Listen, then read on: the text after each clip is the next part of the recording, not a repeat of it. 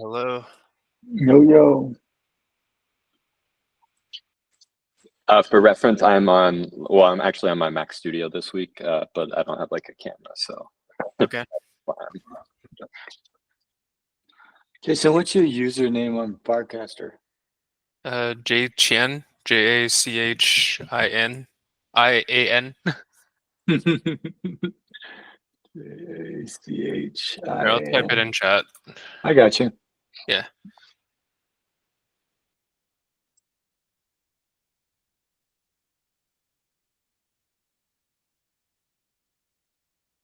Is that like Ethereum 2T or what is your username? Earth to Travis. Okay, that makes sense.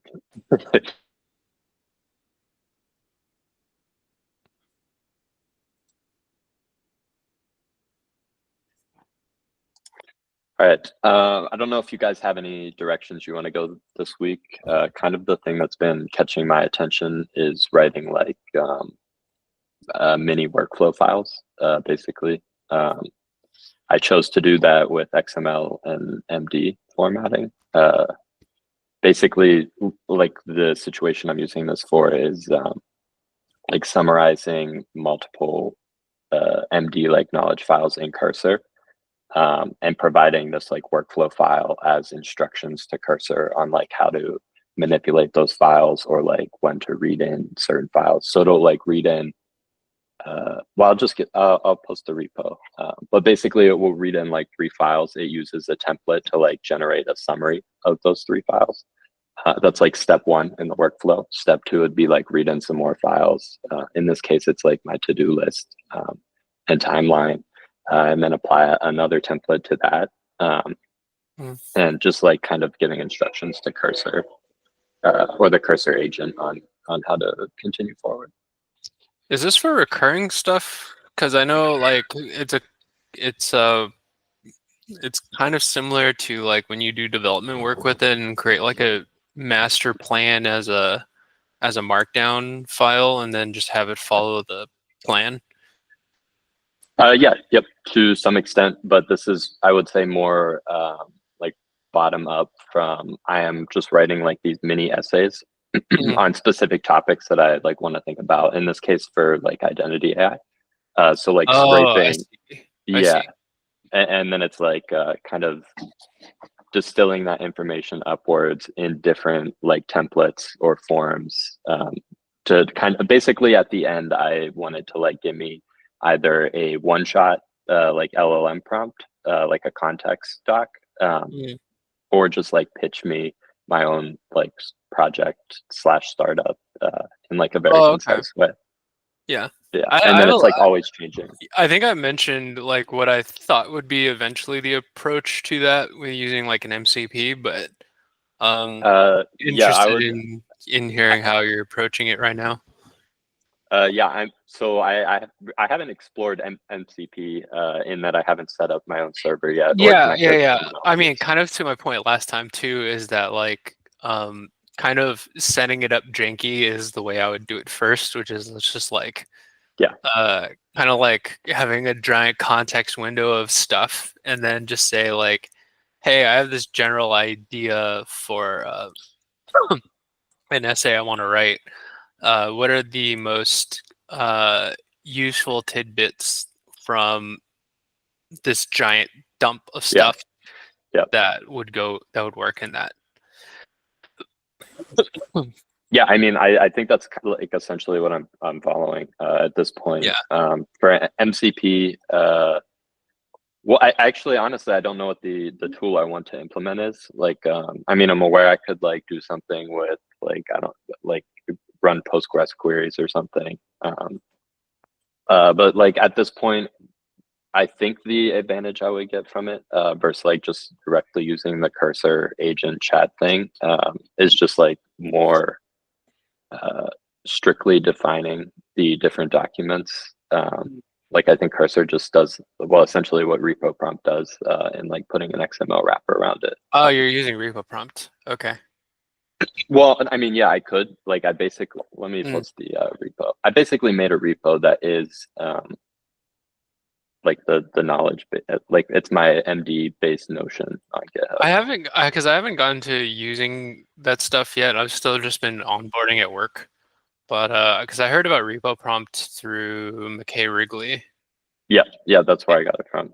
Well, basically the advantage is like if I want to throw something into O1 Pro, but like it's still, even if you get like the correct, let's assume it's correct instructions from O1 Pro, and you like put it into 3.7 like Sonnet or whatever in Cursor, it sometimes like doesn't exactly follow it, or just still has issues.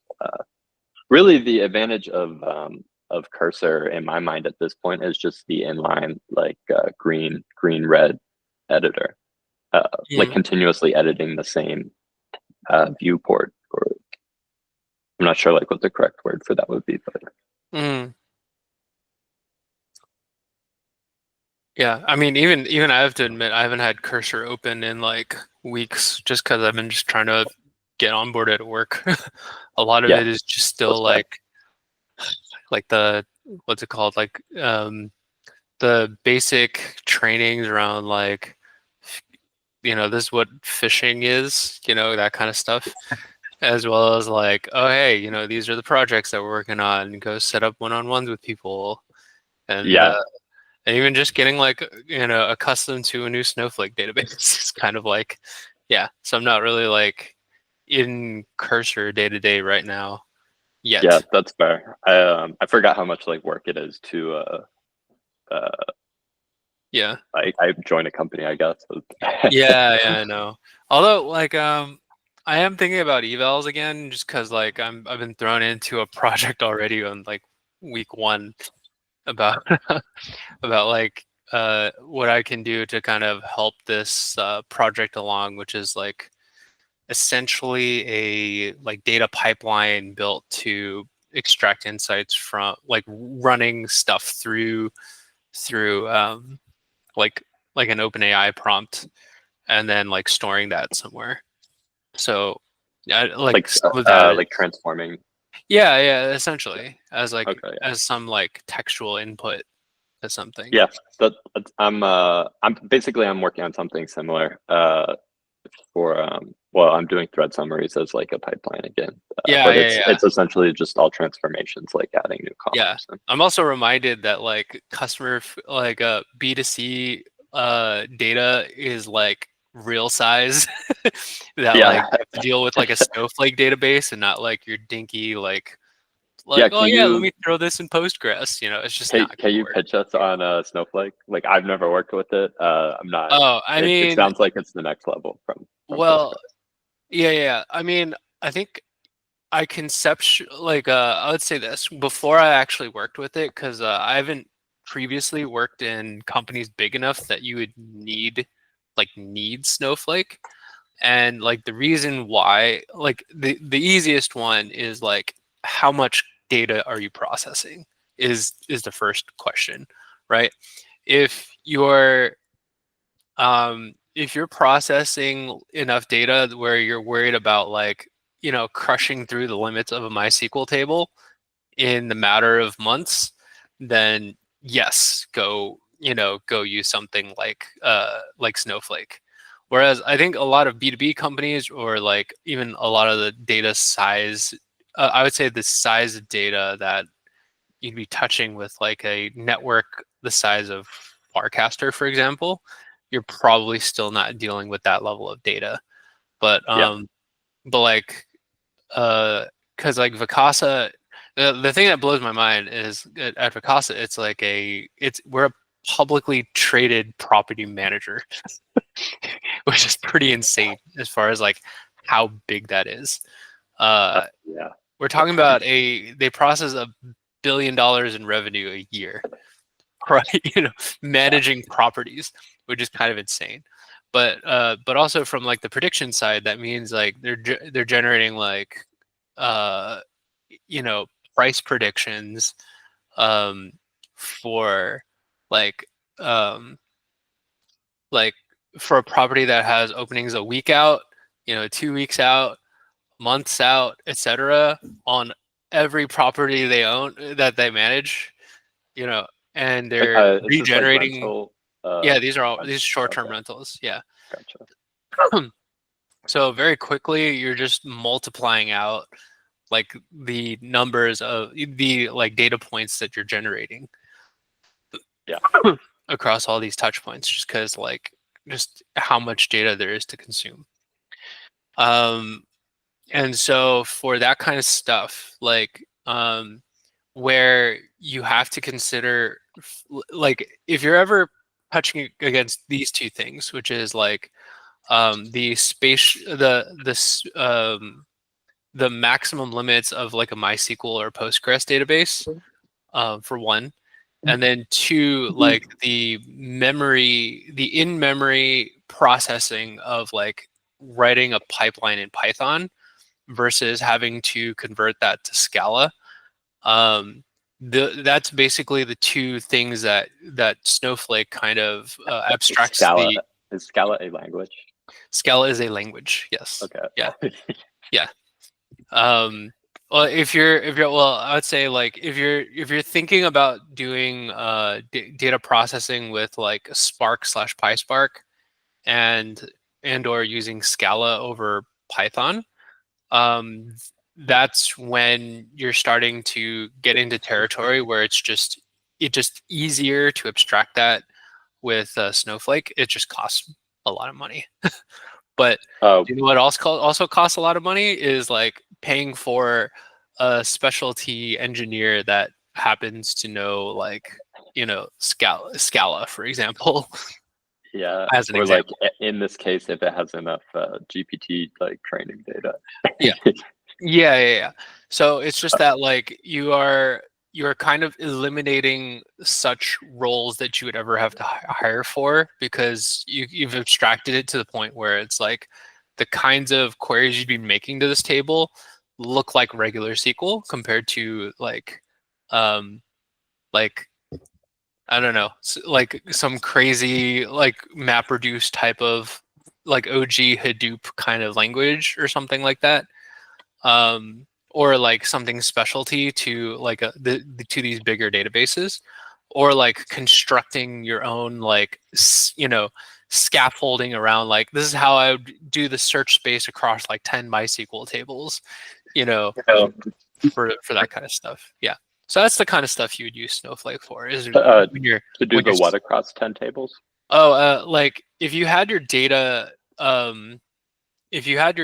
spread across like all of these different MySQL tables. Let's say you have like if you're Uber and you're talking about like every touch point that they've had with a customer, right?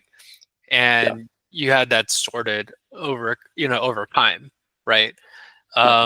You can't just be like, okay, I have to remember that if I'm like searching from like September 2012 to like July 2013, I'm searching this SQL table, if that makes sense. You're kind of having this like weird like query layer mapped across like different tables. Is this like partial tables? Or... Kind of, yeah. Okay. So that's what companies used to do before like a Snowflake or like bigger like even just Hadoop existed, for example. Okay. Yeah. So this is kind of like the Docker Compose, or like an orchestrator to like Docker almost. In like the sense of Postgres and like partial tables in Postgres. I'm not sure if partial tables is the right primitive to think about it. Like if I'm using it correctly, it's like if I had a huge table of time series data, then like behind the scenes I could partition those tables into like years or months or something. What I'm talking about is that one issue that you might have is that the total corpus of the stuff that you want to query over is larger than the size of a single MySQL table. Okay. So then you end up having this weird chain of queries where like maybe you have a more consolidated table that is just like mapping keys across the 10 tables. Okay. If you think about that. So then you have this weird chain query where you're technically querying like this one consolidated query that figures out, okay, what you're looking for is actually in the second of like 13 tables, and then retrieving that data. Okay. And then creating there's a lot of like complex structuring you'd have to do to make that like tenable to actually work with, or or you just make it not doable to query over that, or you work with something that's like bigger, like a snowflake, where you just say like, okay, I'll pay for you guys to handle this for me, and I'll just query it as if you're just a giant endless pit of a MySQL table. Gotcha. Okay. I'm sorry if I got so deep into the weeds of this that like people started dropping off. I think Andre had the reverb or something. Yeah. Yeah, I'm just looking at the Snowflake now. That was a good explainer, though. Yeah, well, that's because like I still remember reading the engineering blogs for this and like not quite understanding until like I've run into those issues before, where I was just like, oh, okay, that's what you're dealing with. Because it's like when you start to really piece it together, you go like, could you imagine trying to be the engineer building like the infrastructure for like holding all the logs for everything that happened with Uber, for example? It's just way bigger in like it's a whole like your size is not size yeah kind of argument for data. It's just like, okay, I can see that level of complexity now. Yeah. Yeah, that's basically how I felt about databases in general when I took my last job. Yeah. It just like made it much simpler, kind of. Yeah. Direct. Oh, we got Dylan in the house. What's up, Dylan? Guys? Hello. How is the new job, sir? That's been great. It's been really cool. I think what's funny is I think through Icebreaker I got contact. I was like applying for a Coinbase job, and then finally after I do get a job, finally hear back for the first assessment. Oh wow. Oh, what like role or? I think I was just the data science track, so it's probably like a senior data science job or something like that. Okay, gotcha. Yeah. It's like, did you say it was at Base or Coinbase or? To be honest, there was enough like levels of abstraction at a certain point that I'm not even sure it was for the core base team anymore. Yeah, there was an opening for it. I don't know if by the time I actually got reached out that's still there. I'm gonna look up how many employees Coinbase has. Yeah. Yeah, because also like what's it called? Tony got hired by them recently too, for the data science team. So he also referred me, but didn't do much until like I had to go through a web of different other people who work at Base. Is this Tony on Farcaster? I think he's literally 0x Tony. Maybe. Penguin. Yeah, he's a good friend.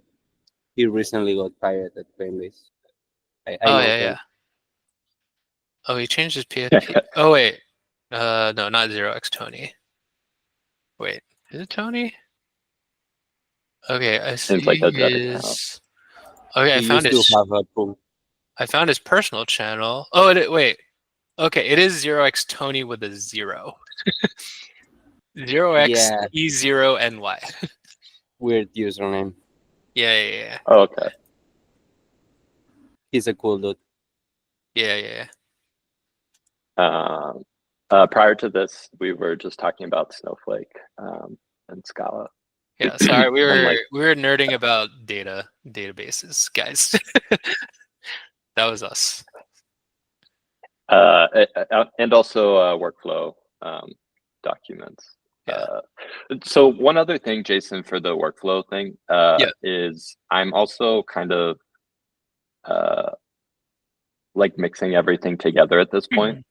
So like with cursor, I can't use like template files separately.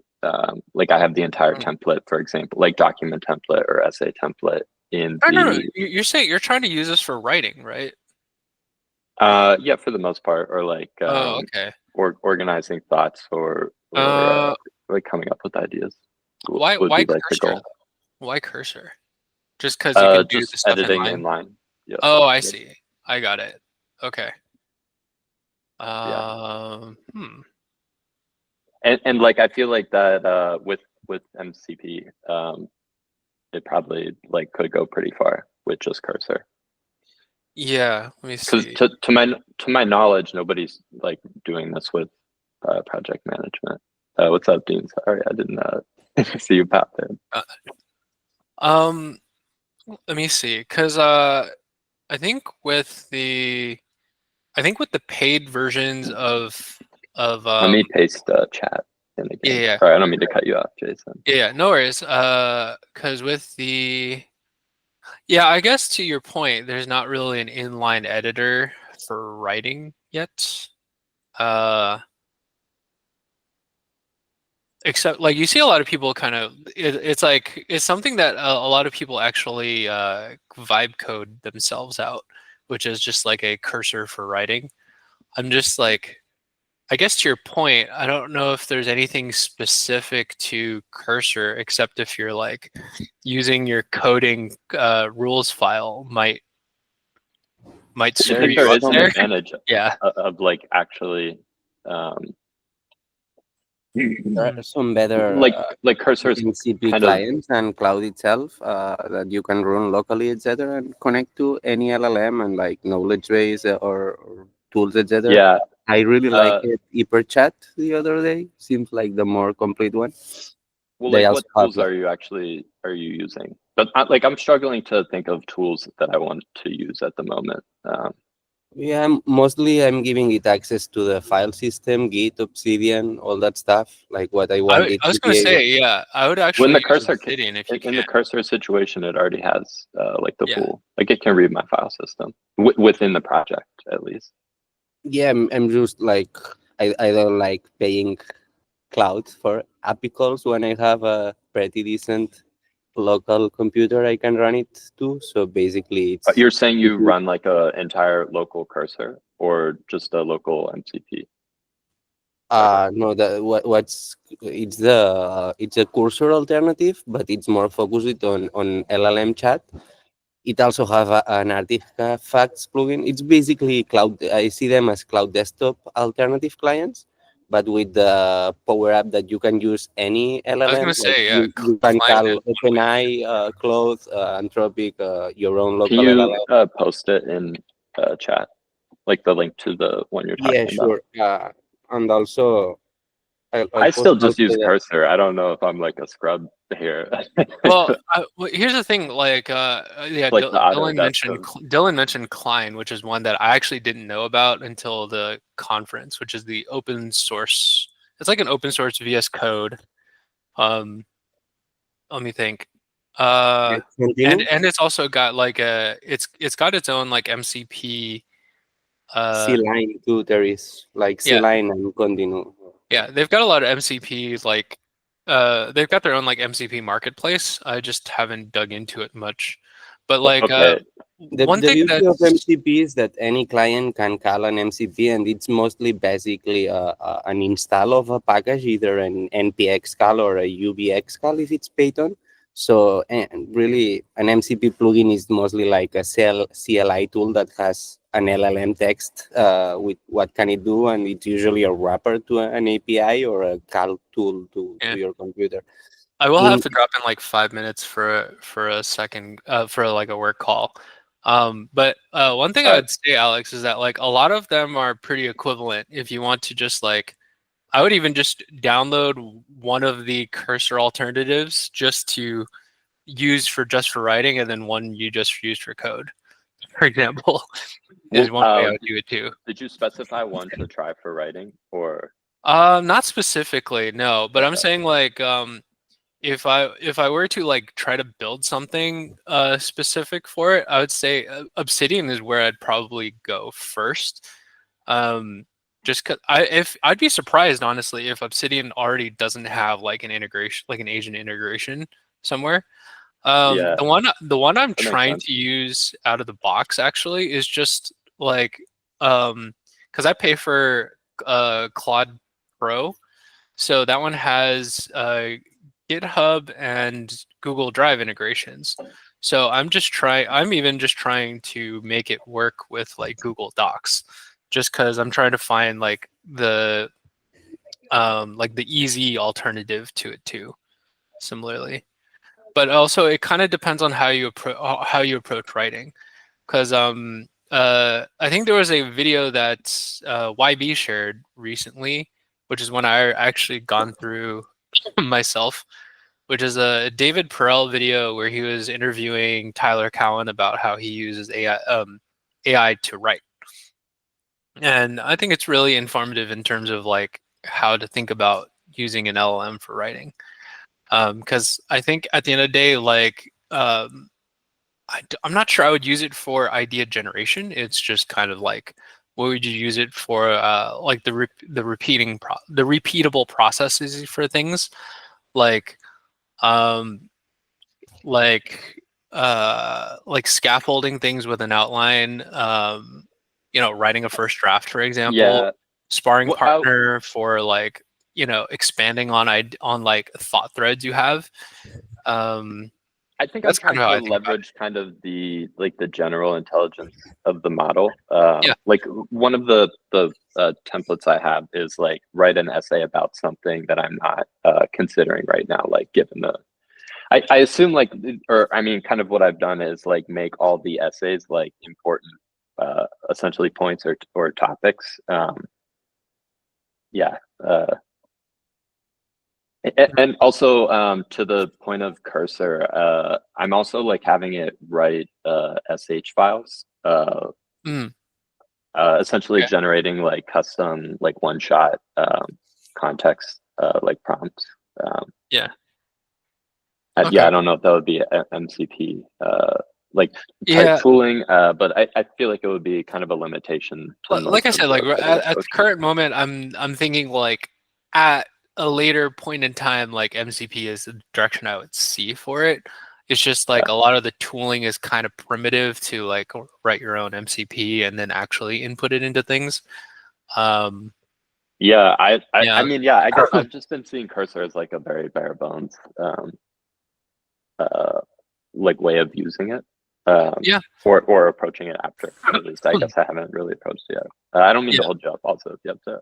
Oh, no problem. I'm gonna drop the moment I have to drop. So it is what it is. So I'm just trying to complete the thought as I have it. But yeah, like my only thought is like if you actually use Cursor to write code too, it just might be a little bit of a pain in the ass to swap back and forth. Yeah, I mean it is two separate projects at this point. That's what you're talking about.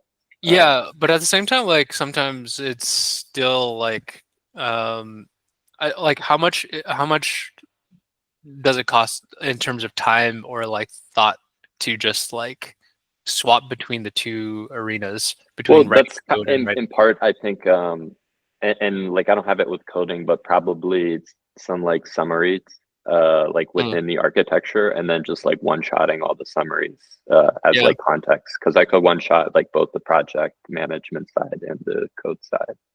I mean, like one of my goals is also to use reasoning models. Like, does anything novel come out of that?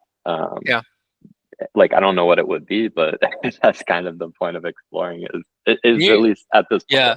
Can you DM me the prompts that you use for those? I'm curious because I've been like playing around. I haven't had a chance to like write as much as I'd like to with. Literally everything is in the GitHub repo. I posted it in chat, but I'll send it if you don't grab it. Let me grab it. It's like /AlexPayden/identity-AI. Okay.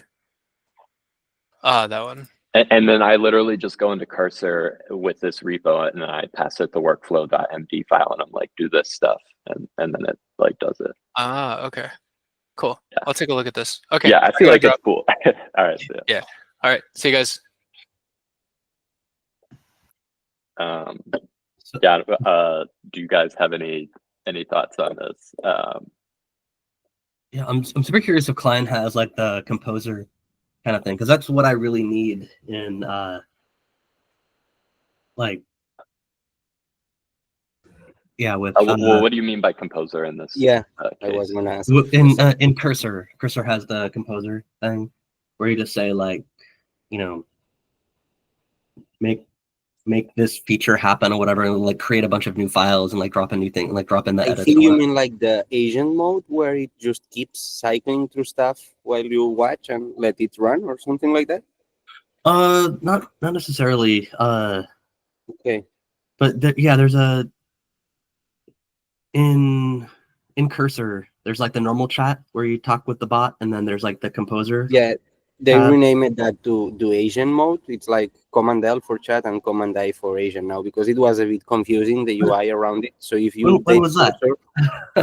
I feel like it was still composer like 2 days ago. Things changed. I think it's like a week ago or so, but maybe you have not updated your cursor. Let me open mine. That's possible. Yeah, it doesn't really seem to auto update very well for me. I don't know. Yeah, it's a bit tricky. Cursor doesn't, or there's a manual script that I generally run to update Cursor. So on Linux anyway. But I'm on Mac. I'm on Mac too. My cursor version is 0.47.5. Okay. Anyways, I think that's like the Asian mode that you can let it like run forever. And that it comes up with like a list of proposals of like 4 different files, and you have the button that says like accept all or whatever. And yeah, are you saying you do like that, or you don't like that, yeah. or you want more? Yeah. Okay. And I know also that like there's not really a good way to get that in like typical VS Code. And so I was wondering if Klein or one of the other editing options has something like that. Oh, yeah. Okay, now I see what you're saying. Yeah, I totally would never switch if it didn't. I think Continue might be like this, but open source. It's like an open source clone of Cursor. I haven't really used it, but it might be the closer at what you are asking. And then the other two are like regular chat GPT clone apps that have this agentic mode where you can let it run running tools and doing it by itself and running like. Have you guys tried Manus yet? Not really. I need an invite. I've used Devon. Okay, well let me. Hold up. What have you used? Devon. Oh, okay. I have. And Devon has all that like. It'll go like actually search the web for API documentation and then like start typing it. I don't know. It's very cool. It has like a terminal window and like a browser window and code editor. Yeah. But these clients that I shared, Goose and the HyperChat one, have like it's easy to make them have a MCP server so they can search your files and execute code, and it's really similar, but you have to build yourself the system instead of having one pre-built by Cursor that has X functions. You can enable the tools or MCP servers that you wish. But I really like that customizability because you can really make it do whatever you need. So, and then it's just like the general chat has a list of tools it has available. So if you ask it something that one of your tools can do, it knows it has to do that because it's in its context. HyperChat, I think it's the cooler one right now, like the more modifiable one, because you can also create like custom agents that each have a different context and access to different tools. So you can tag your researcher agent or your front end agent or whatever. Because one of the problems with these systems is context is limited. So if I had a super agent with 1,000 tools, they wouldn't all fit on context. Like there is no way it will know what tool to use when I ask it. So one way to go about it is like having specialized narrow agents that the general agent can call when needed, and each sub-agent has its own tool set available, etc. So that's HyperChat a good alternative to like Crew AI kind of stuff? Because I guess some of those things are less supported. Yeah, I think Crew is mostly about deploying these kind of chatbots online. This is more like for using it as a client. I see them as a cloud desktop replacement. I don't know if you have used Cloud Desktop, but it's like the most famous MCP client. Okay. It's like using Cloud on the chat, but the files it gets access to, it's your computers. What app is that? Cloud's Desktop. Cloud has its own MCP client, which is a desktop app. Cloud like Hype. Anthropics. Oh, okay, gotcha. But if you are using their desktop, it's actually an MCP, model context protocol client. So you can enable having it access to your own files or Obsidian nodes or whatever. So they don't have Linux support. But right. No. But I purchased those, and what I was gonna say is Cloud Desktop forces you to use Cloud for the eye. So if you run out of limits or whatever, it's a bit shitty. I have another friend which is right in that problem, that he developed all this content inside Cloud's memory, and now how do you get it out if you reach the limits daily and etc. So I think building this on top of your own open data and open code, it works as well for yourself, like for using it locally. And then if you want to make this available to more people, you have a clear way to just port your backend to a new frontend. And yeah, I mean, at the end of the day, they are LLMs that can use tools for doing special stuff. The UI that you prefer for working with them, I think it's like a really personal choice. Okay. The Goose one is like the most clean one, that it's similar to what Composer mode in Cursor is, but in a chat UI instead of in an IDE. But you can give it access to files and let it modify files for you, and it will show the code, etc. So it's like, if you want to open a file, you can always open it in the IDE, but if you don't have intention to actually be coding yourself, why even bother? I mean, I really like how it gives like the red-green diffs and everything too. When it does that, like when you select like one of the edits that it's proposing, and like you can actually see in the file and like flip through. Yeah, I think if you are a developer or a coder, I think there is a lot of leverage on using an IDE for it. I agree. But for use cases that are not focused on coding, I think it's more interesting to have this alternative client. You can also develop like coding UI on top of this. One of the cool things that the Hyperchat Dep is considering is what the B0 Dep team is doing, that it's called generative UI, which is like the latest stuff from Vercel, which basically lets the LLM build its own front-end UI on the go for responses. So instead of just responding with text to a chat question, you can respond with a custom UI widget, which is like the UI that you will see on websites soon will be custom tailored to your needs, I think. Okay. So what's the story behind MCP? Is that like, because is that like originally an Anthropic thing, and is that actually getting like momentum? Yeah, and Anthropic built and open source it. I see it as their standard for tool calling. It's like a nice way for them to allow anyone to build open tool sets, I think. Unlike OpenAI, which is more like making their own things, their own APIs, the Cloud's approach is, this is just a standard. You can use it if you want. We will use it for our own stuff.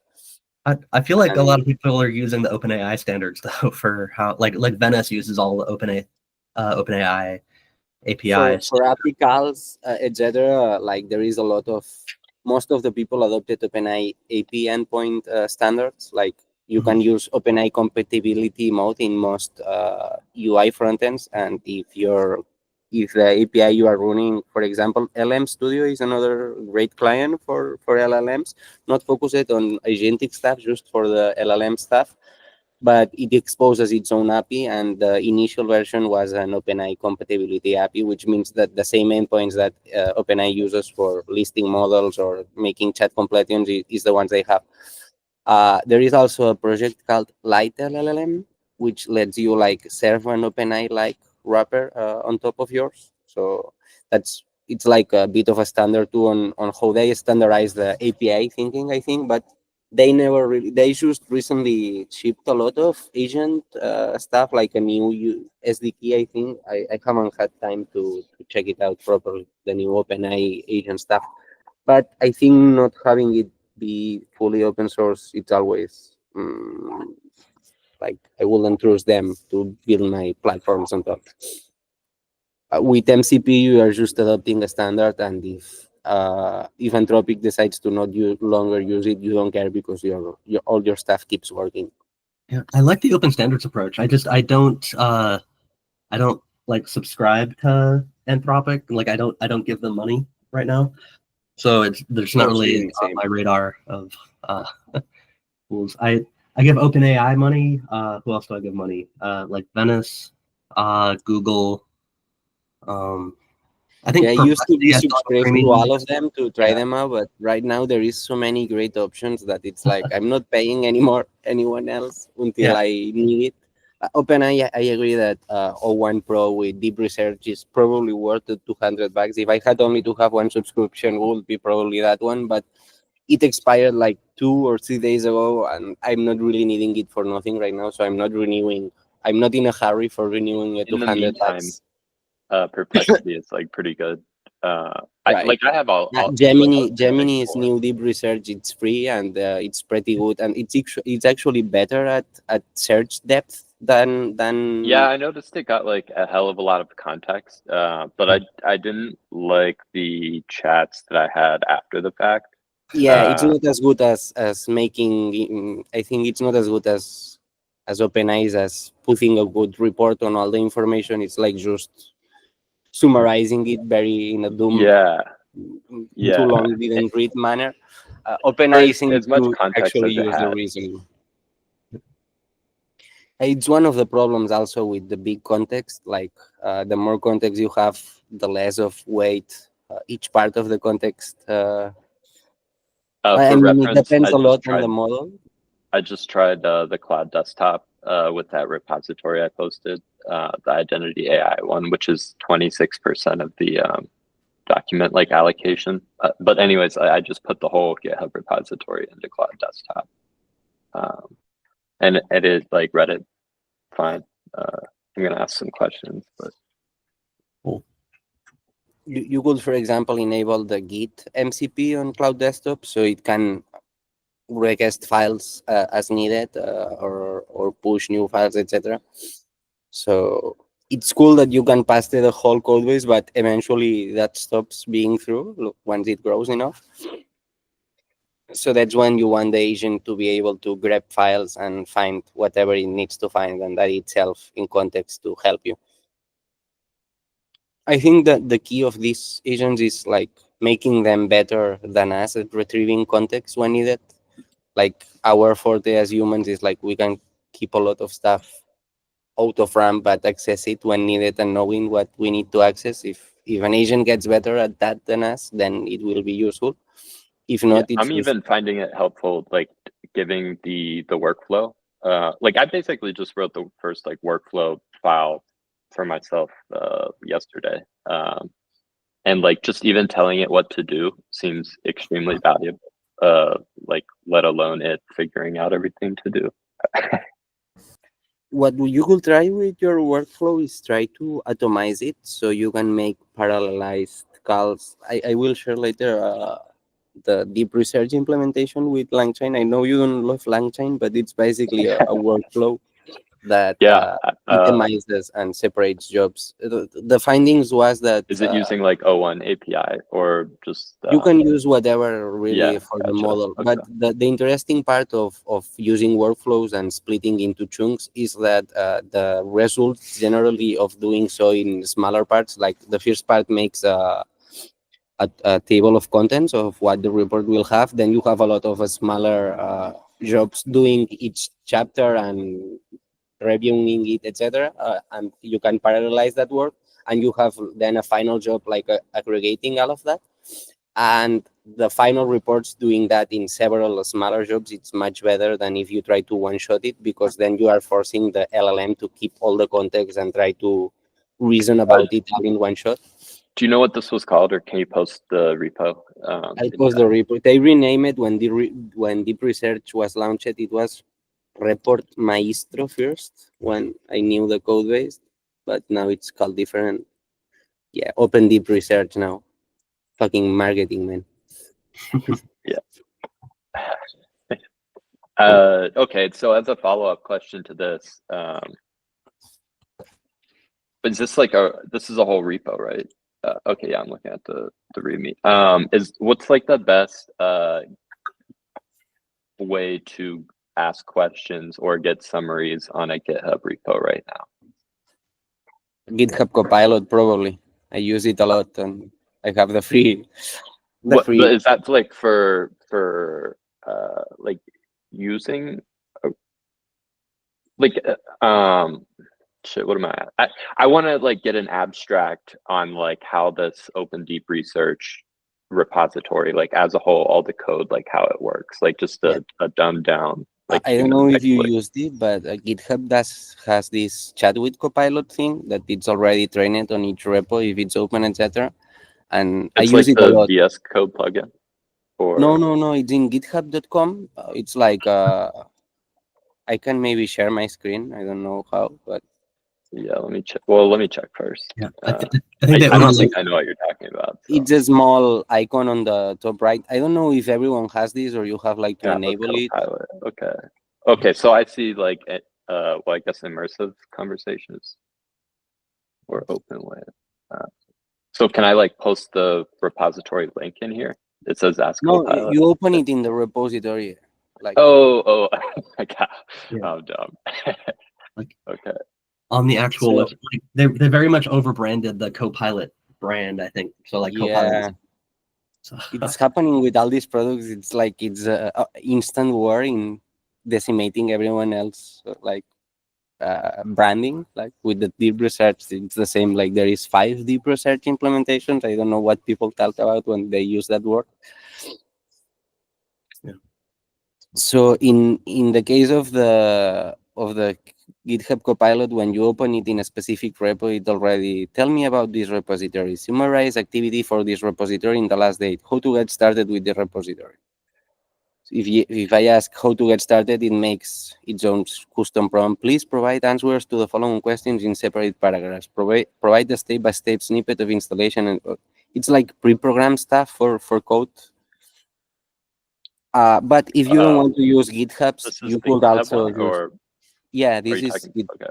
Yeah, I'm talking about, and this is just inside GitHub. Like you get an open model chat on the bottom left or bottom right. Trying it.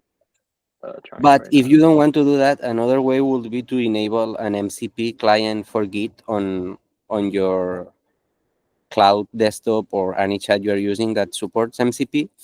And what that will make is every time you chat with it and pass it a valid Git repo client, it will be able to like fetch it. GitHub Copilot has an MCP. No, I mean just the Git, not fully GitHub. Oh, okay, I see. That's like so MCP would just like download the repo. Right. And, like, you're just like letting it download the repo and have it. So I feel like I'm gonna run out of context too quick with that. Like you couldn't do that with like the ELIZA repo, for example. Or do you think you could? But it's doing that for each call. So for example, it will clone the full repo maybe, but it won't put the whole repo in context, but the files that it deems interesting and the parts of those files. I'm guessing. I don't know how the server works. Okay, yeah. So this gets to like my point of writing the workflows though, is we're kind of allowing it to decide what it thinks the right files are. And I think at this point, at least, there's still a ton of value in it, like deciding for ourselves, basically.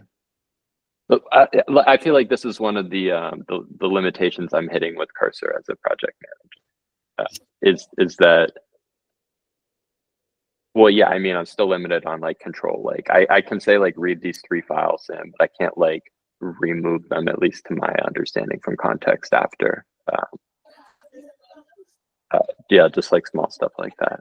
You can decide what context you are passing to Cursor, but it's a UI that you can. Yeah, but I'm like writing a workflow that the Cursor agent like follows completely.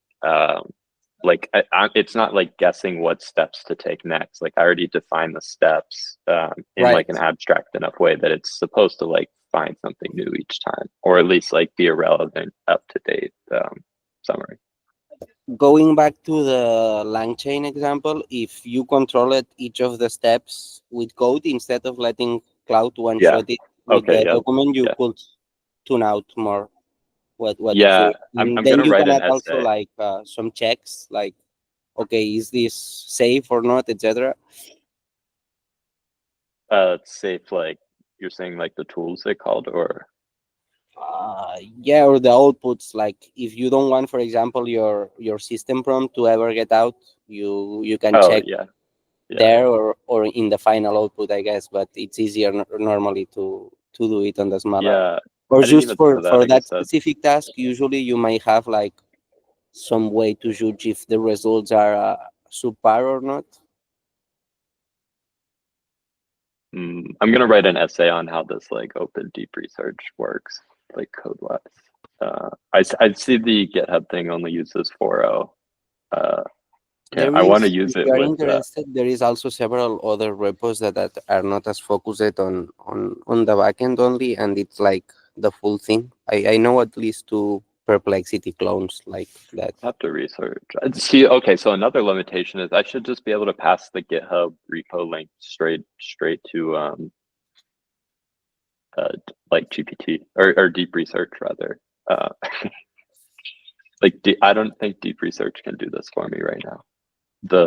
I don't think the real deep research can analyze the open source deep research repository. It can visit GitHub, so it can technically access everything. I don't know how many of it will probably just read the README and not go.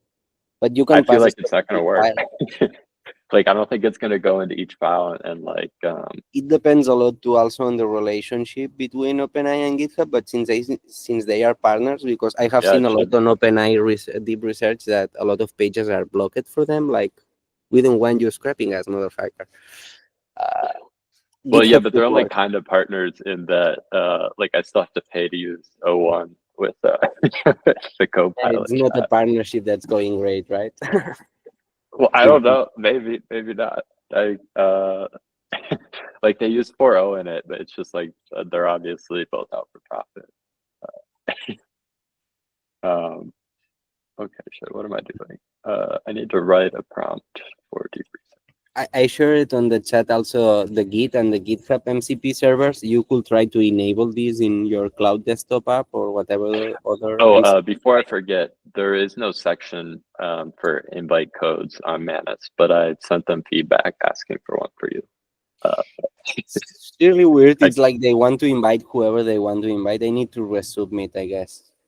Yeah, I would just resubmit with like I said like the most generic thing. I like wanted to test out project I didn't hear. with it. I don't know. I don't remember what I filled on that form. I wouldn't mention Web3 or anything. It's for my blue elephant, sir. Give me access. Yeah, I didn't even like describe. I was just like project management. Yeah, project management sounds. Yeah, like a business use case that like I'm pretty sure it's a Chinese company, something they feel like they can get value out of, and that's like, yeah, basically something they can get value out of is like how I wrote my request. Okay, I'm gonna write this properly. I think I have a video about this repo if you like video. Yeah, I would listen to the video. Share the link. Hey, this is Lance from LangChain. We recently had. And just looking at the GitHub MCP server, you can create files on Android files. Are you using any MCP servers yet? I don't know if I asked you that, but create branch. I think what's interesting is if you know how GitHub works, you can tell your agent to do stuff. Anyway, open a new branch to test using this new feature and create tests, and we will only merge it when this test again ABC pass. I'm kind of. With, I think your mic's getting like drowned out, or like a bit of reverb or something. I can't hear you very well. That's what I mean to what I mean to say.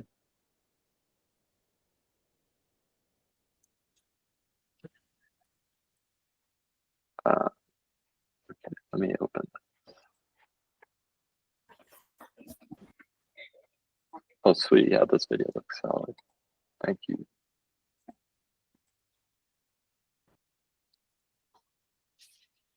Hello. Hello. Yo. Yo, my computer was not. Okay, working. yeah, I can.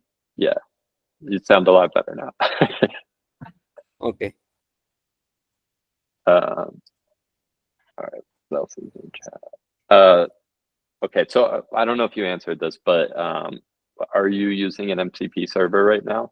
Also, like as a general question, like, is there MCP servers that are just out there that I can like pay $5 to subscribe to and using Cursor, or do I like have to make all of them?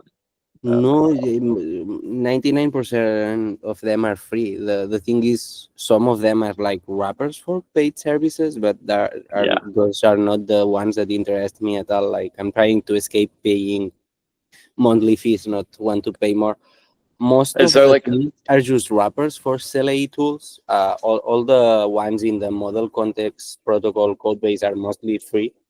Like the Git and GitHub stuff, you only need your APK for GitHub to get access to your private repos, but it's just code executing in your computer at the end of the day. Most of the thing, there is some other ones that are like more like SaaS or software as a service wrappers, but I'd say avoid these. Like, probably the hard part is that these are the ones marketing themselves, so one might think that all MCP servers are paid, but an MCP server it's really basic, and it's mostly a text wrapper inside either an API call or a CLI tool call locally.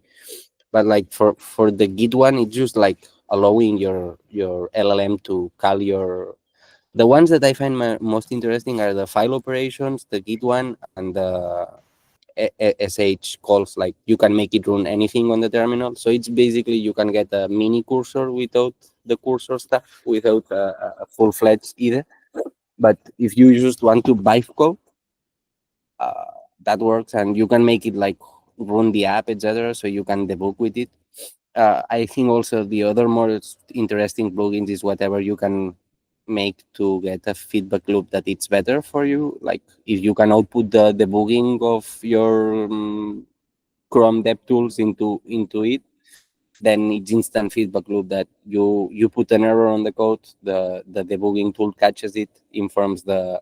That's what Cursor is doing basically in several things. So if you can just custom design whatever you need for your system, that will probably work better than Cursor. Yeah. It's more work up front, but then you have much more area of where you can modify things to work as you need, I think. I don't know. And can you do that from HyperChat, or what's the?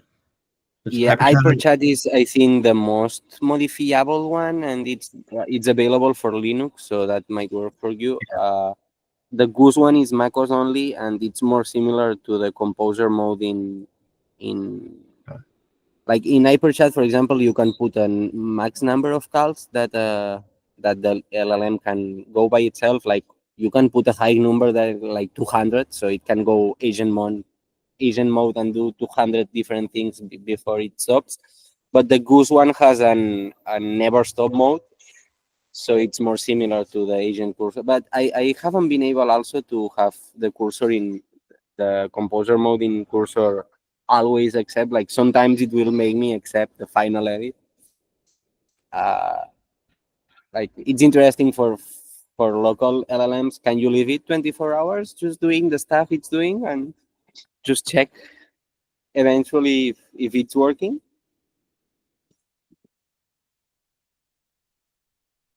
Are you asking me or Dean, or I didn't hear the question. It was a rhetorical question, but yeah. I'm trying to read the sequential. Yeah, I got a bit carried away. Sorry.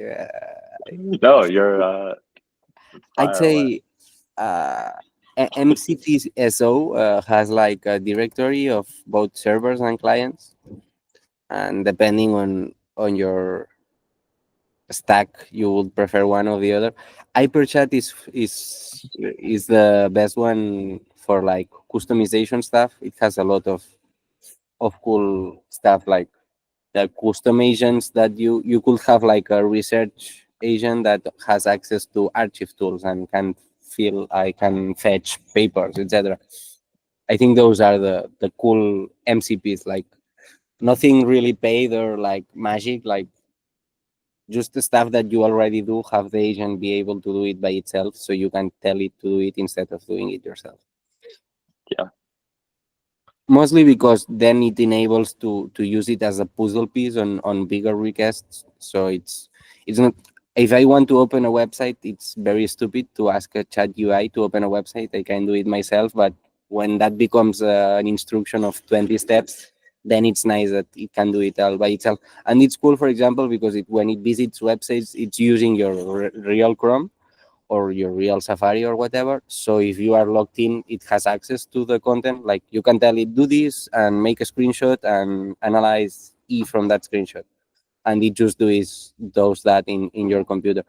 Be careful also with safety of all this. I mean, it can also try to remove your whole hard disk or whatever and be stupid. And because you decide what files you give access to, like you can be yeah, I misclean totally like value me containing and give it access to the full system, but yeah, it's yeah, it's like yeah, it just like does the wrong thing in Cursor enough that I don't think I want to like let it.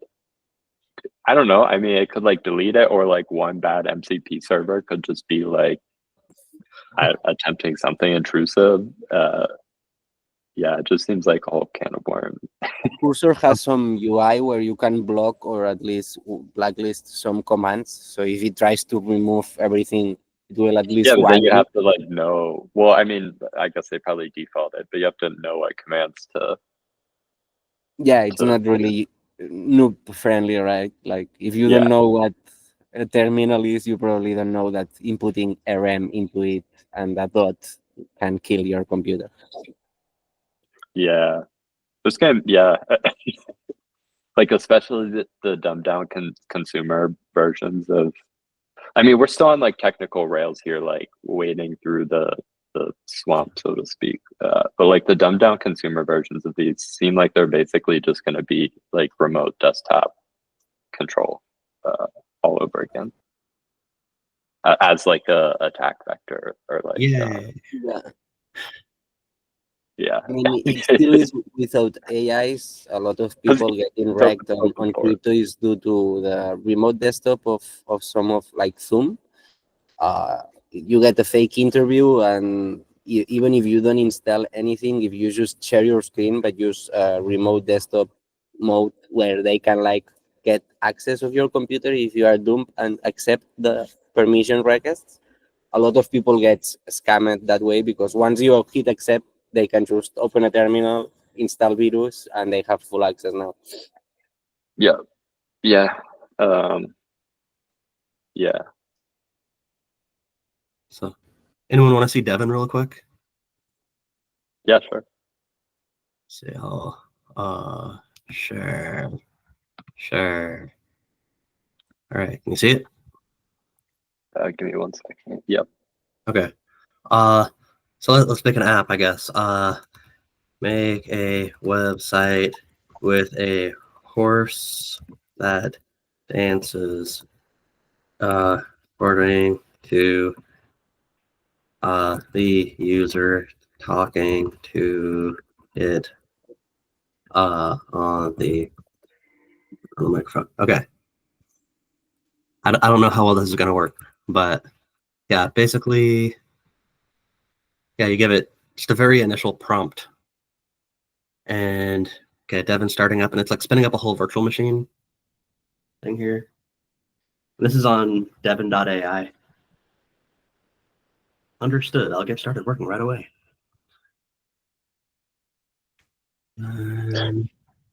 See if it has. Was this the more expensive one, like for like $500 a month? I think it's $500 a month. Yeah. Okay. But through a nonprofit that I work with, we got access to this for free. So I've been using it for the past 6 months or so for all sorts of things. So we have. Yeah, it kind of looks cleaner than Manus. Yeah. But it functionally it operates the same. It's more narrow, I guess, to like it just code, right? Yeah, so it has a shell, and so it has the shell. It's like creating a React app, Dancing Horse app.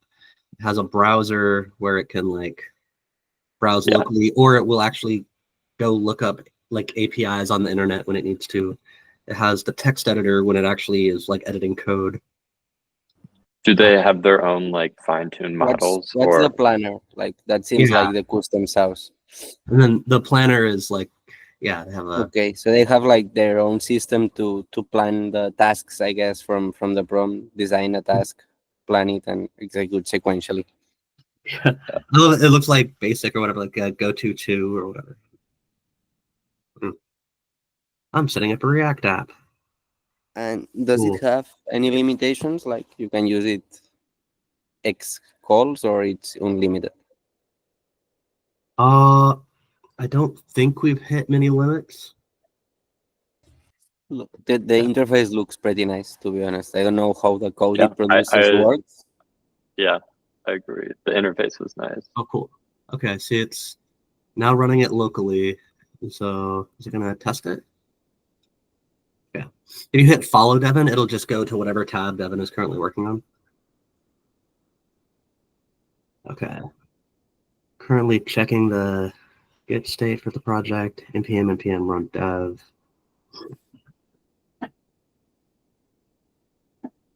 So yeah, they've kind of changed around how it works a little bit. Like it used to be really easy to just give it access to a GitHub repo. And so I would create a new repo on GitHub, give it access to Devin, and then say like, hey, go pull down this repo and then, set up a React app that does a certain thing and give it like a whatever spec layout or what I want it to do. And then it would write it, and then it would commit it. And then once that was done, I would open it in Cursor and then like start editing on. So I'd have it just do like the basic, proof of concept, launching everything with Devin, and then pull it down and then work on it in Cursor. It's like do you know if it boilerplate customized to your needs?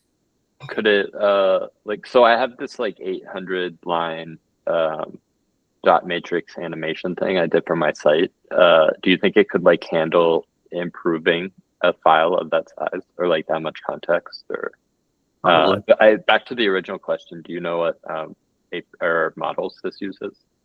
Are they like just using OpenAI or? I think they've got special deals with OpenAI. Like I feel like they were using O1 before O1 was a thing. Okay. And actually, there was an interview with the Devin CEO as part of like the OpenAI Dev Day or whatever. And as part of that interview, he was saying like, we've been using O1 for the past whatever months, and it's really cool. And gotcha. So that's kind of neat. So I think they have some like special deals with stuff. Is it doing it in the browser yet? And then you can like take over and then like start driving it if you want. These parts are, I mean, it's mostly the same workflow as Manus. Honestly, this interface just looks a lot better.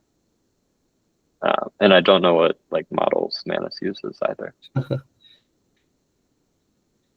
I think Manus CEO has said it's cloud. I'm not sure, but I think I have seen that tweet. I've been like kind of disappointed in cloud lately. I mean, I guess I've never really preferred Anthropic as a company, but it's searching on Google for horse animations. It's the perfect way to steal and not have any way to be blamed. Like, oh, I did that. OpenGameArt.org. It's like legit. It's getting good open license. game art at least.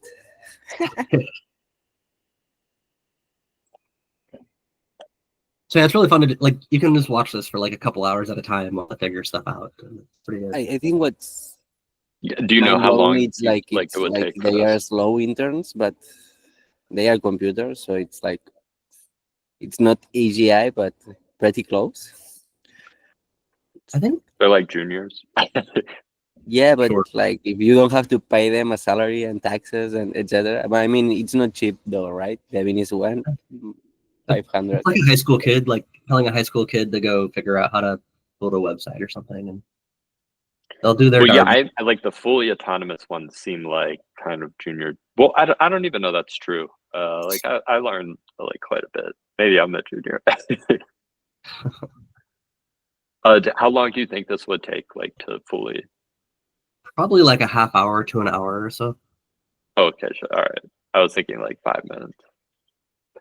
I mean, it depends, and sometimes it's like, and a lot of it depends on like how many other people are using them in that day or whatever too. Sure. Okay. That makes sense. But yeah, see it changes the plan over time. Like, oh, something broke with the TSX file that it made, so it's figuring out something new. Yeah, I like this interface. Just genuinely is. I'm comparing everything to Autodesk now, but it's like just significantly better, I would say, than. Is it Autodesk?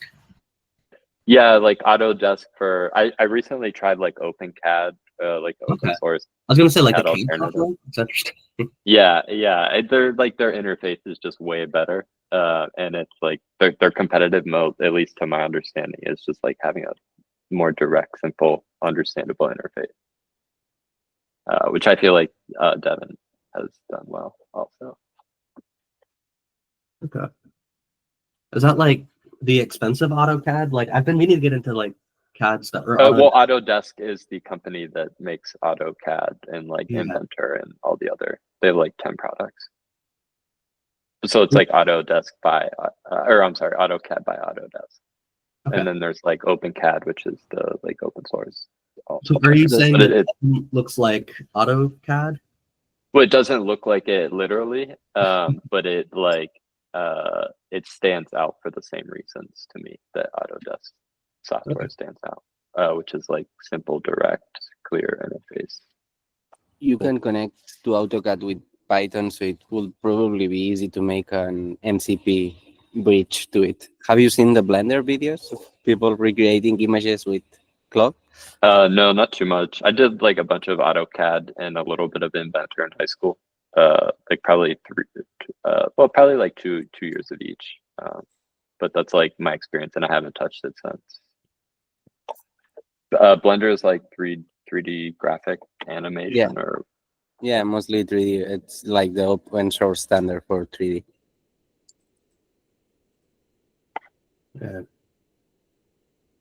I have this dream of like making a video game kind of like Factorio or something, but getting kids to actually like play with CAD software and like create real machines that then like kind of. There is a new paper on LLMs playing Factorio autonomously, and it's one of the authors. It's actually an Anthropic employee. Nice.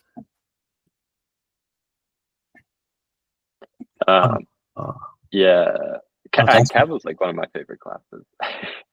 Asking me a question before I deploy it. Yeah, internet is fine. It's asking if it should be like private about it, or if it should actually just try to deploy it publicly. Okay, interesting. Let's see what happens.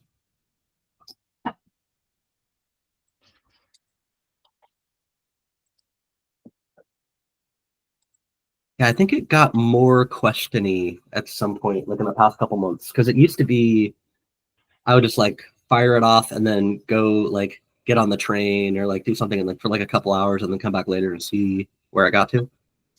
Hey, yeah, cool. But I kind of like that at the same time. Dancing horse. Oh, and this is a real website now. So, hell yeah! Start listening. This is real. This is right now. It's probably a better intern than me already. Fucking Devin.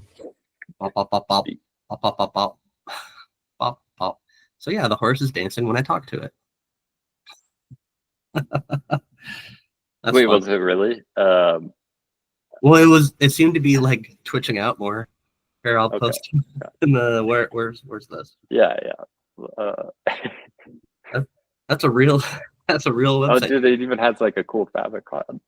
Yeah. Oh shit. Okay. Yeah, it's Bastin for sure.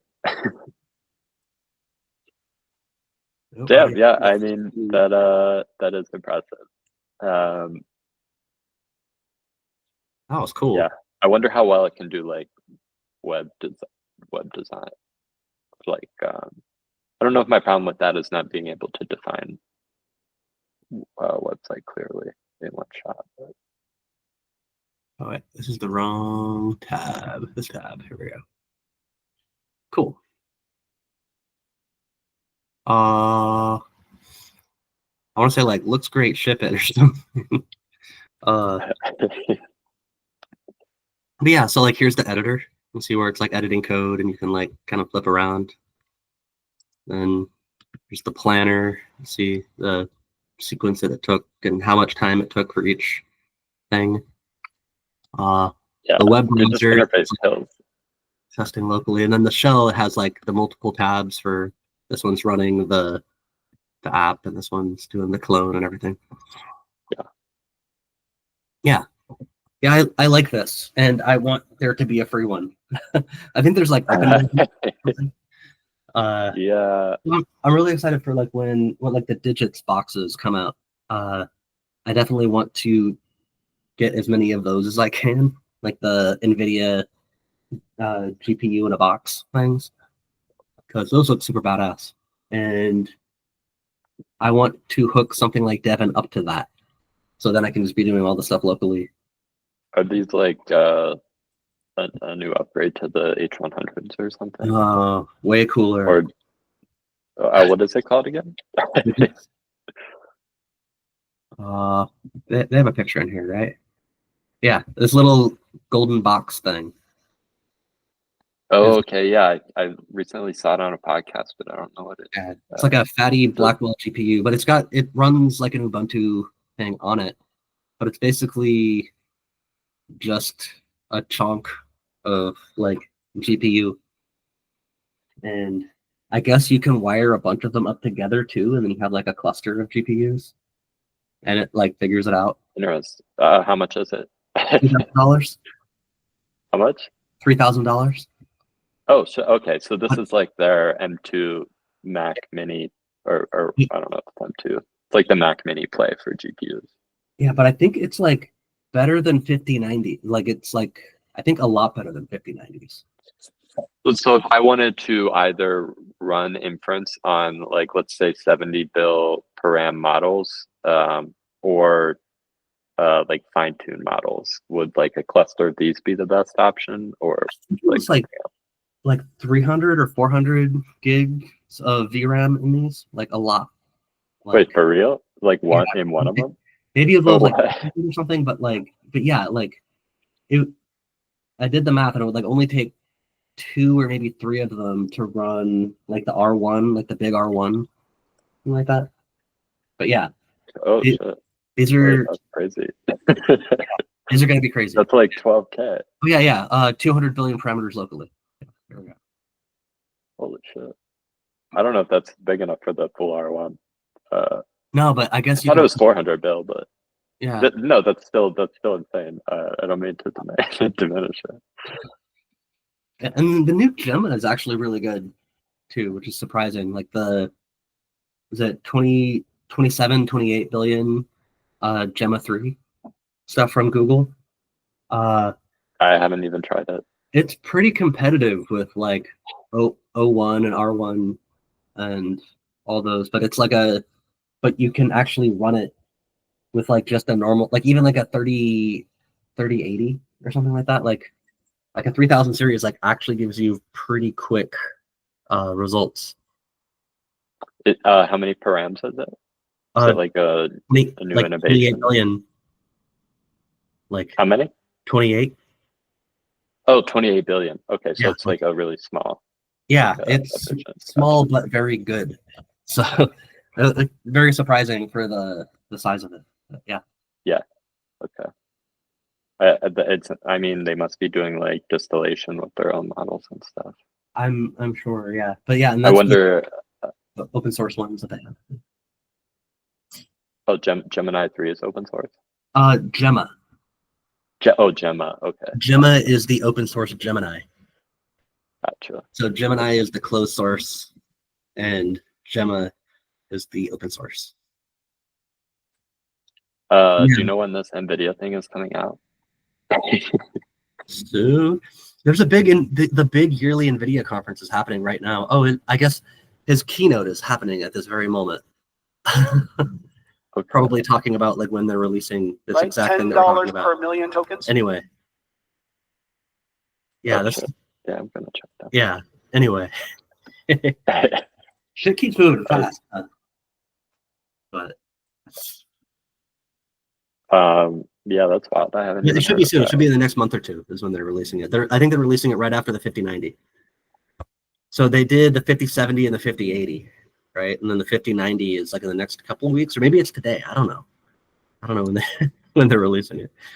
But it should be pretty shortly after the 5090 if they're releasing the GTX or the digits.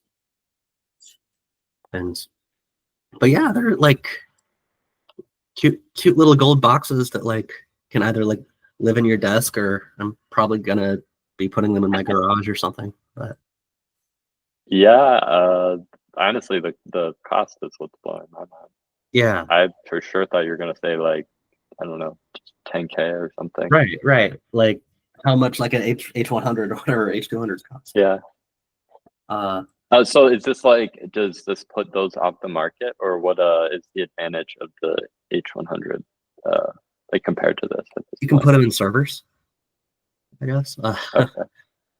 So yeah, if you've got a data center, then it's probably better to buy the expensive ones. Yeah, GB10 Superchip.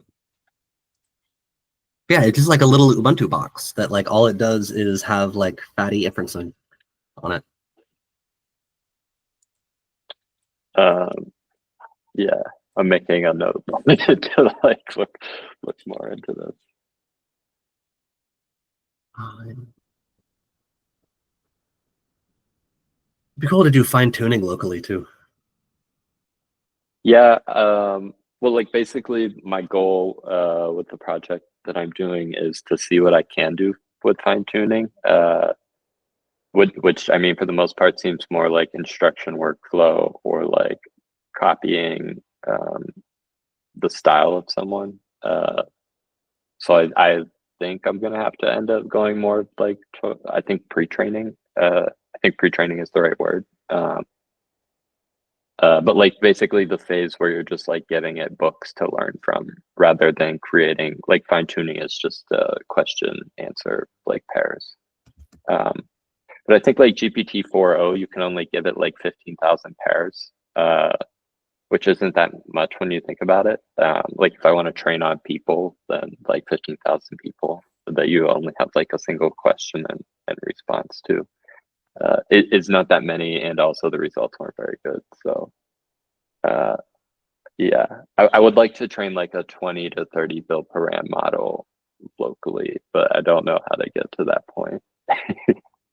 Yeah. Unfortunately, training is very expensive still. Mm-hmm. I feel like some of there's some new Google thing with like, so like, but reinforcement fine tuning was the OpenAI thing, I think. But I feel like Google had some fancy new. Oh, the Titans project. Not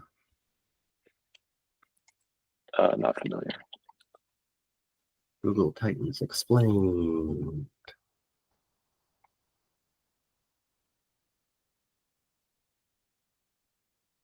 Did that link go through? Yeah, there it is.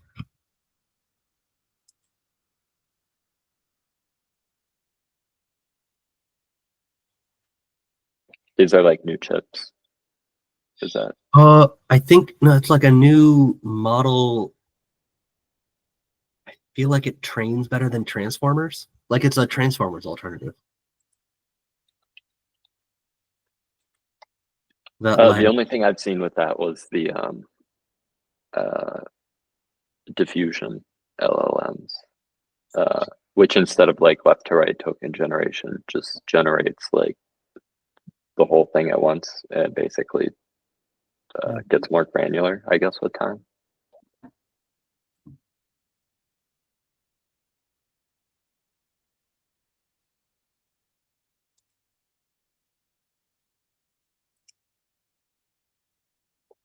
Yeah, there is a paper, like it's called Titans Learning to Memorize at Test Time.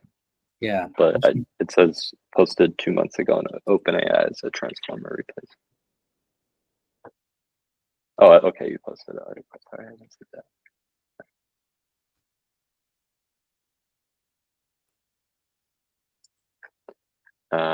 Well, yeah, basically, I would love to train a model on like community data and whatnot, and see like what it can learn. I feel like that would be kind of wild, especially like professionally oriented. But also, the more I think about it, there's like a whole data like surveillance state nightmare to it. But I guess that assumes it's really good in the end. Exciting times we live in. Yeah, yeah, for sure. Yeah, I feel like the next decade is going to be highly surveilled, at least like until solid alternatives come out. I feel like we've never had more privacy tech available to us. Yeah, but like the switch just hasn't happened yet. Also, I'm thinking of like Farcaster data, like when you delete stuff, like for example, that's always gonna.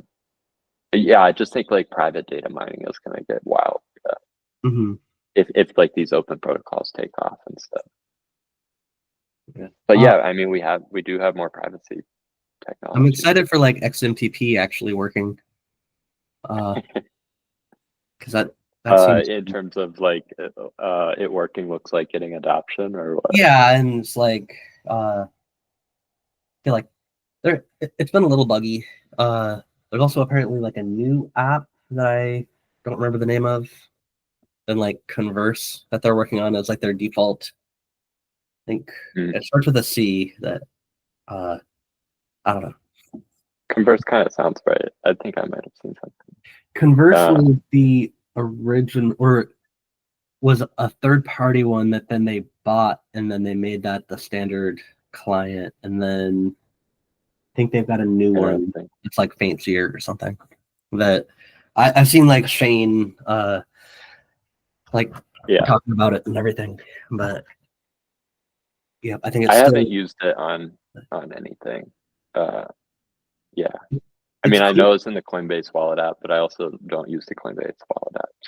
Yeah, it's all end-to-end encrypted, and including like the group chats and everything, and so it's like actually really good cryptography with the group chats too. Interesting. Okay. I know Cassie had like some complaints about it before. I don't remember what they were though. And also it might have just been because she was working on like a Farcaster alternative. Yeah, I think like it didn't support group chats until relatively recently. Okay. And so I think that was one of the main hangups, like for using it for Farcaster beams, because what is it? The other one, Lens. Lens. Oh, and spam. I was getting a lot of spam, at least in Coinbase. Yeah. But yeah, Lens has been using XMTP as their DM thing for I feel like 2 or 3 years or something, like a long time. Like XMTP v1, and it's gone through many iterations since then. But now the group chat's really good, and hopefully it becomes like a standard, because I think I wouldn't even mind a privacy focused messaging protocol.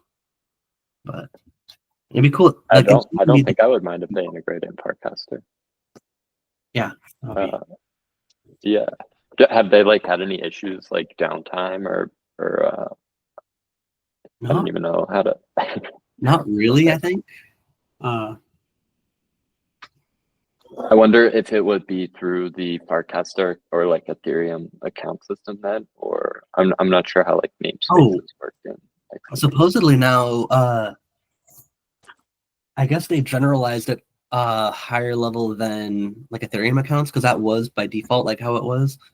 But now they actually have it so you can have an account that's based on like also a Solana account, but then also like a decentralized ID thing that like Blue Sky uses. So so they have like their own identity. You can bind it to Blue Sky identities too, I guess now, which I have not checked out, but it sounds cool. And I feel like Blue Sky just implemented like a new DM system, and I haven't gone and looked into it, but like it would be cool if they were actually using XMTP in the back end. Does Blue Sky have like advantages like privacy or security or decentralization, I guess, or not really compared to Warpcast, no. Okay. Or Farcaster. Is it just like a cultural place then? Well, I feel like it's about the same, maybe like from a decentralization standpoint. In terms of like actual like Farcaster hubs or yeah, okay. I'm trying to remember. Like, I think because you can run your own Blue Sky hubs, essentially. I think it's a little bit different. I think there might be like some permissioned kind of deal. Like they run their own infrastructure, and they have like they got a bunch of money from Jack. So it's like I think heavily subsidized, which is kind of worrisome. Like if they run out of runway, they're mostly fucked. Whereas I do that's probably true for Farcaster. It's true. Yeah, I think there is a monetization direction though, or like, yeah, it feels like there are people that are running Farcaster hubs that have their own reasons, like whether they're trying to like monitor or doing whatever that aren't directly affiliated with Farcaster itself, which is kind of cool. Like I was running a hub for a while, and I think I stopped. Yeah, same. I definitely stopped. Just like I think I needed to update. I never did.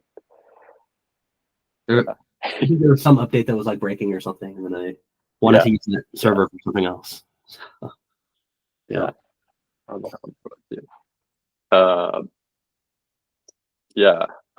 gonna go soon, but any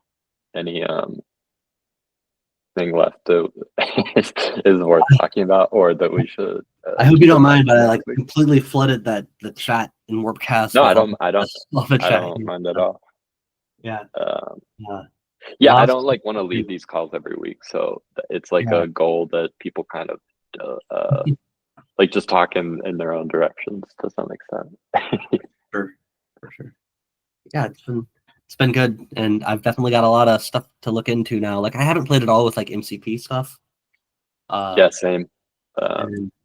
Hyper chat looks cool, I guess. I don't know. I got a bunch of. I would if you didn't see my repo, I would check out my repo. Just I feel like how the workflow file works with Cursor is pretty dope. Like with the agent, it might not be anything new to you, but it did to me. It was like, oh shit, no. It's just like a living project manager. Very cool. It basically just paste in the workflow file to the Cursor agent, and it will do the rest.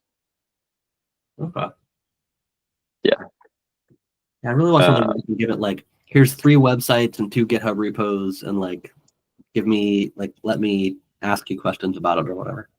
Yeah, I think the gold standard for web browsing is like, can it make sense of GitHub, like a GitHub repository? And so far, I don't know of any that can.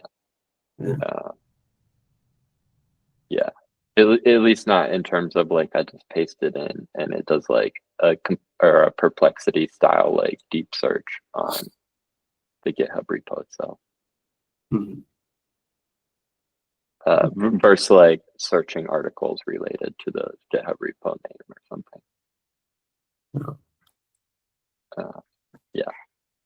Okay, I also have I'm gonna read this Titans paper. I have a ton of stuff in this chat. Cool. Yeah. Well, thanks for running these calls and all that, and thanks for dropping the meet link into the chat too. That was super easy. We have a previous call, and I totally thought somebody might join the old one, and I meant to like have an account in there, and I totally forgot. So hopefully that wasn't too big of an issue. We do have a recurring calendar invite if you didn't see it now. For some reason I can load the calendar invite, but I can't load it to my calendar, and I can't figure out why. Interesting. Let me paste a different link real quick. I would like to figure this out. Yeah.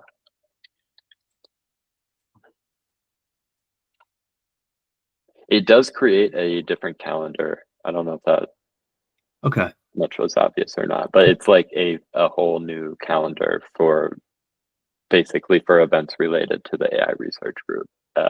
One of which is the recurring weekly call. But I can also this link. I think I added the calendar, but then like I didn't see any of the weekly calls on the calendar. And I pasted in chat the area. Well, it's supposed to be the link to like subscribe to the event. This specific call. Yeah. Okay. Yeah. Let me know if that works. Oh yeah. This is great. Okay. Damn. I don't know why their links are so big. Yeah. Okay. Cool. Yeah.